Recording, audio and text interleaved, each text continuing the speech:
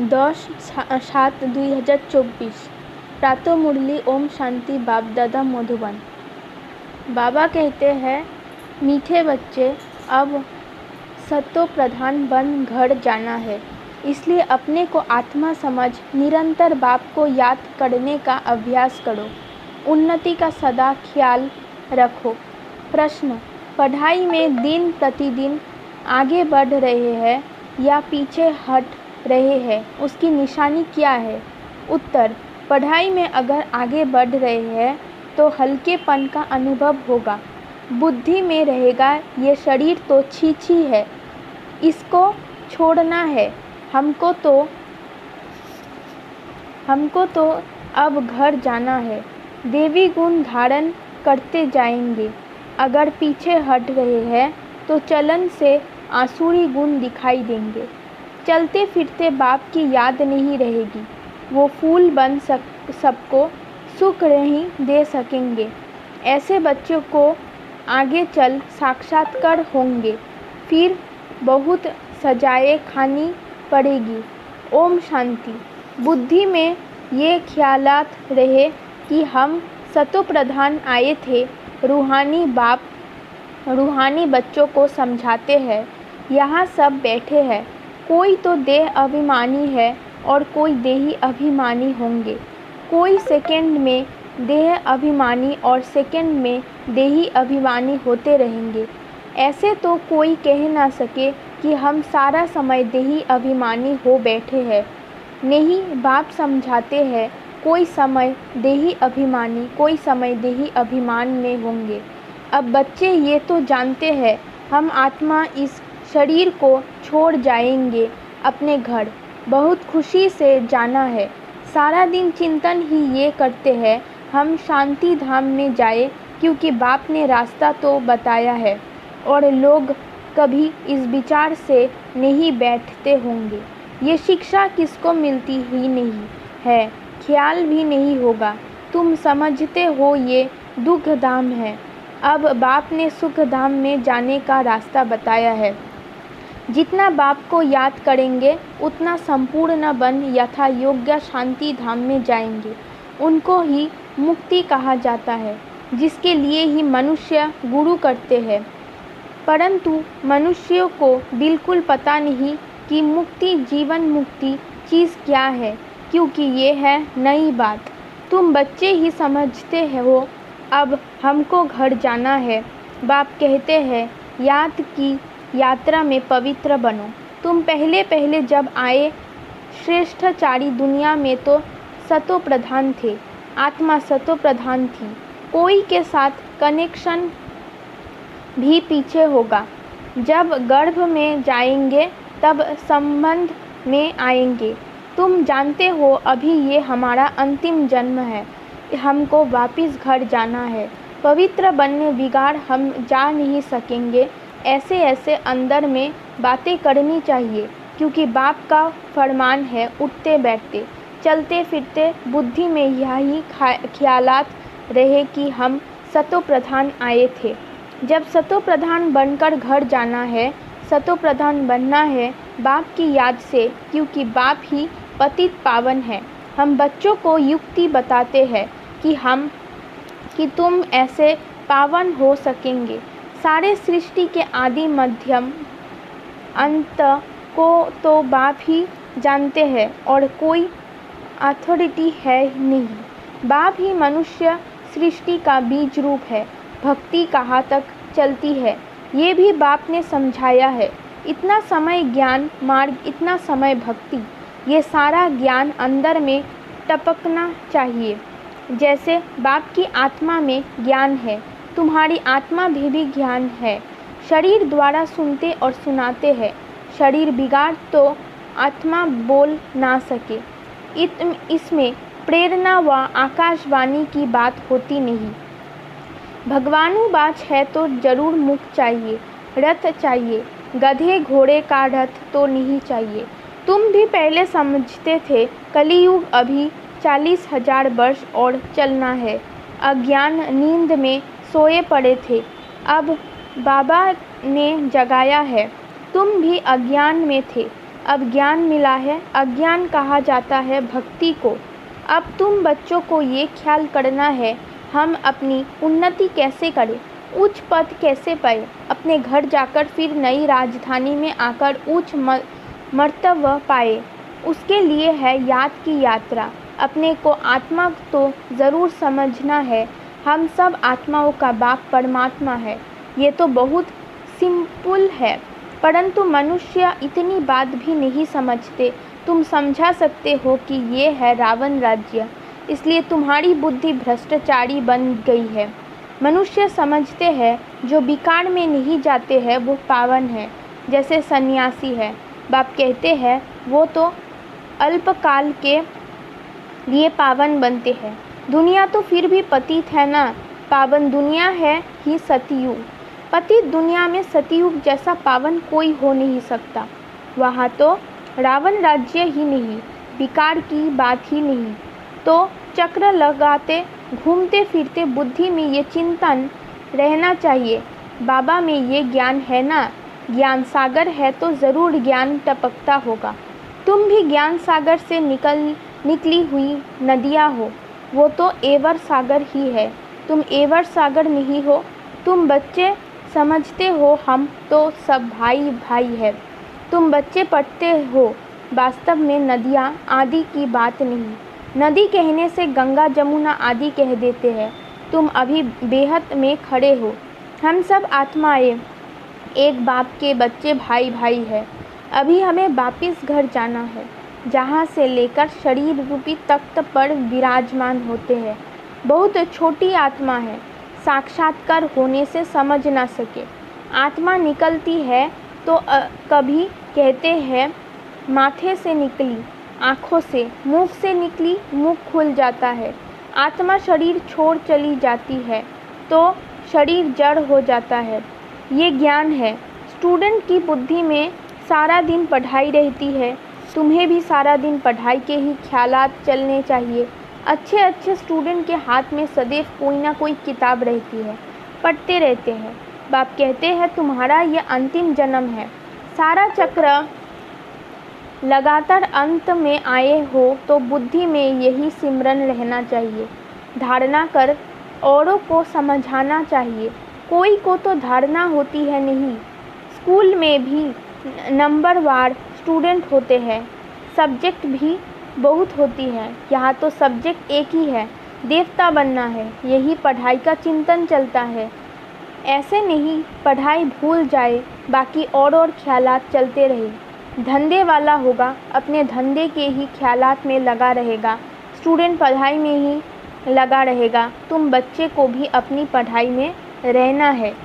कल एक निमंत्रण पत्र आया था इंटरनेशनल योग कॉन्फ्रेंस का, तुम उन्हों को लिख सकते हो। तुम्हारा तो ये है हठ योग, इसकी हम ऑब्जेक्ट क्या है, इससे फ़ायदा क्या होता है। हम तो राजयोग सीख रहे हैं। परमपिता परमात्मा जो ज्ञान सागर है, वो रचयिता हमको अपना और रचना का ज्ञान सुनाते हैं। अब हमको वापिस घर जाना है। मनमना भव, ये है हमारा मंत्र। हम बात को और बाप द्वारा जो वर्षा मिलती है उसको याद करते हैं। तुम ये हठ योग आदि करते आए हो, इसकी एम ऑब्जेक्ट क्या है, हमने अपना तो बताया कि हम ये सीख रहे हैं। तुम्हारे इस हठ योग से क्या मिलता है, ऐसे रेस्पॉन्ड नट शेल में लिखना है। ऐसे ऐसे निमंत्रण तो तुम्हारे पास बहुत आते हैं। ऑल इंडिया रिलीज कॉन्फ्रेंस का तुमको निमंत्रण आए और तुमको बोले आपका एम ऑब्जेक्ट क्या है, तो बोलो हम ये सीख रहे हैं। अपना ज़रूर बताना चाहिए क्यों। ये राजयोग तुम सीख रहे हो, बोलो हम ये पढ़ रहे हैं। हमको पढ़ाने वाला भगवान है, हम सब ब्रदर्स हैं। हम अपने को आत्मा समझते हैं। बेहद का बाप कहते हैं अपने को आत्मा समझ, मामे कम याद करो तो तुम्हारे पाप कट जाएंगे। ऐसी ऐसी लिखत बहुत अच्छी रीति छपाकर रख दो, फिर जहाँ जहाँ कॉन्फ्रेंस आदि हो वहाँ भेज दो। कहेंगे ये तो बहुत अच्छे कायदे की बात सिखाते हैं। इस राजयोग में राजाओं का राजा विश्व का मालिक बनते हैं। हर 5000 वर्ष बाद हम देवता बनते हैं, फिर मनुष्य बनते हैं। ऐसे ऐसे विचार सागर मंथन कर फर्स्ट क्लास लिखत बनानी है। उद्देश्य तुमसे पूछ सकते हैं तो ये छपा हुआ रखा हो। हमारी एम ऑब्जेक्ट ये है। ऐसे लिखने से टेम्पटेशन होगी। इसमें कोई हठ योग या शास्त्रार्थ करने की बात नहीं। उनको शास्त्रार्थ का भी कितना अहंकार रहता है। वे अपने को शास्त्रों की अथॉरिटी समझते हैं। वास्तव में तो वो पुजारी है। अथॉरिटी तो पूज्य को कहेंगे, पुजारी को क्या कहेंगे, तो ये क्लियर कर लिखना चाहिए। हम क्या सीखते हैं? बीके का नाम तो मशहूर हो गया है। योग तो 2 प्रकार का है, एक है हठ योग, दूसरा है सहज योग। वो तो कोई मनुष्य सिखला ना सके। राजयोग एक परमात्मा ही सिखलाते हैं।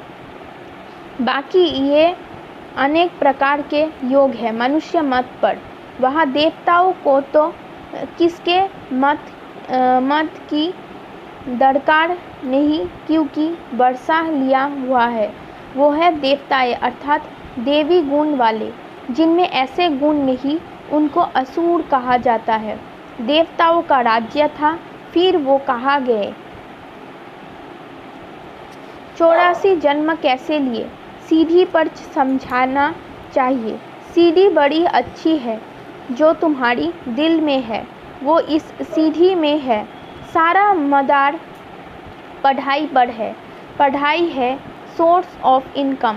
ये है सबसे ऊंची पढ़ाई, दी बेस्ट। दुनिया नहीं जानते कि दी बेस्ट कौन सी पढ़ाई है। इस पढ़ाई से मनुष्य से देवता डबल क्राउन बन जाते हैं। अभी तुम डबल सिरताज बनने का पुरुषार्थ कर रहे हो। पढ़ाई एक ही है, फिर कोई क्या बनते, कोई क्या बंडर है। एक ही पढ़ाई से राजधानी स्थापन हो जाती है। राजा भी बनते तो रंक भी बनते।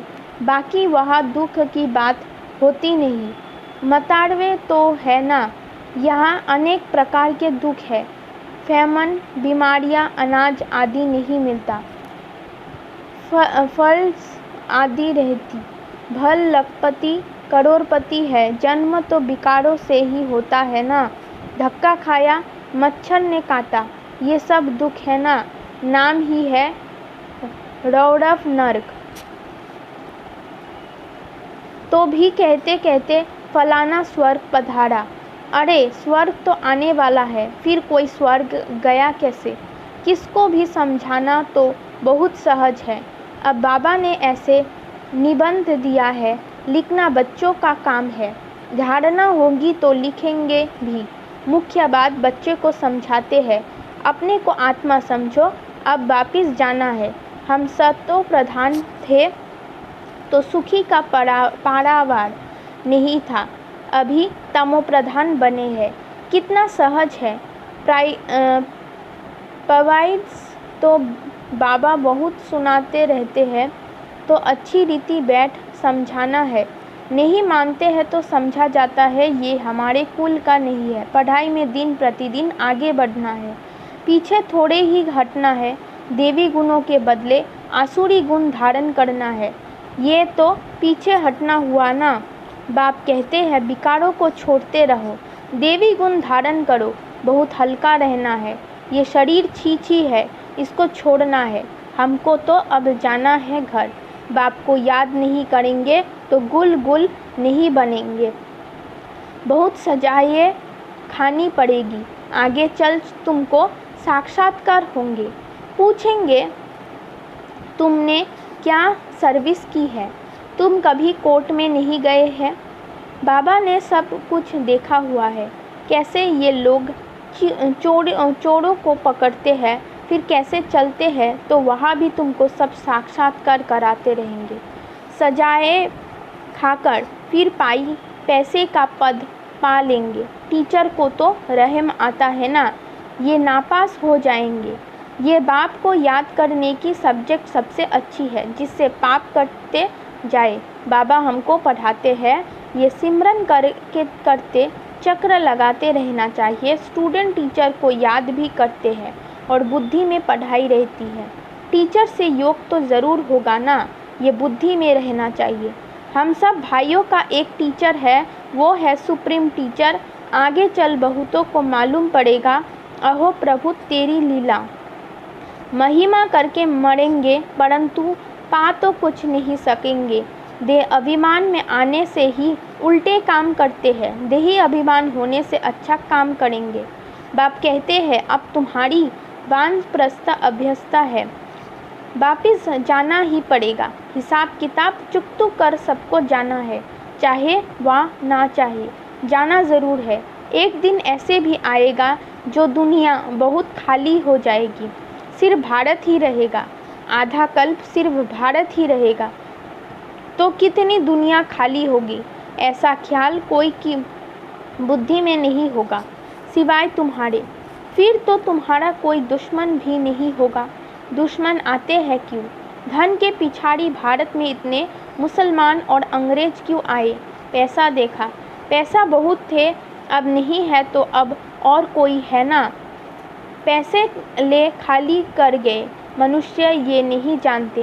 बाबा कहते हैं पैसा तो तुम्हें आपे ही ख़त्म कर दिया। ड्रामा प्लान अनुसार तुम्हें निश्चय है हम बेहद के पास आए हैं। कभी किसके ख्याल में भी नहीं होगा कि ये ईश्वरीय परिवार है। अच्छा, मीठे मीठे सिक्के लादे बच्चों प्रति माता पिता बाप दादा का याद प्यार और गुड मॉर्निंग। रूहानी बाप की रूहानी बच्चों को नमस्ते। धारणा के लिए मुख्य सार, चलते फिरते बुद्धि में पढ़ाई का चिंतन करना है। कोई भी कार्य करते बुद्धि में सदा ज्ञान टपकता है रहे। ये दी बेस्ट पढ़ाई है जिसे पढ़कर डबल क्राउन बनना है। 2 नंबर अभ्यास करना है, हम आत्मा भाई भाई है। देह अभिमान में आने से उल्टे काम होते हैं, इसलिए जितना हो सके देही अभिमानी रहना है। वरदान, सत्यता की शक्ति द्वारा सदा खुशी में नाचने वाले शक्तिशाली महान आत्मा भव कहा जाता है। सच तो बीठो नाच, सच्चा अर्थात सत्य की शक्ति वाला सदा नाचता रहेगा, कभी मुरझाएगा नहीं, उलझेगा नहीं, घबराएगा नहीं, कमज़ोर नहीं होगा। वो खुशी में सदा नाचता रहेगा, शक्तिशाली होगा, उसमें सामना करने की शक्ति होगी। सत्य भी कभी हिलती नहीं है, अचल होती है। सत्य के नाव डोलती है लेकिन डूबती नहीं। तो सत्यता की शक्ति को धारण करने वाली आत्मा ही महान है। स्लोगन, व्यस्त मन बुद्धि को सेकंड में स्टॉप कर लेना ही सर्वश्रेष्ठ अभ्यास है। ओम शांति।